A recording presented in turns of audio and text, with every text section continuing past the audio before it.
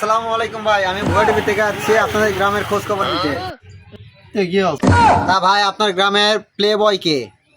আছে তো ভাই, সুমন সুমন। তো সুমন কেমন প্লে বয় আমাদেরকে একটু বলুন ভাই বিস্তারিত। তা সুমন 5-7টা প্রেম করে ভাই। ভাই তাদের নাম বলেন একটু। মনে করেন Sadia or, Humaira or, Rabeya or, Naima or, Munmun or, সবাই যদি লড়ি হয় তাহলে আমরাও কখন দিতে ভাই। তাহলে এই জন্য মনে হয় আপনারা গার্লফ্রেন্ড শূন্যতায় আছেন নাকি ভাই?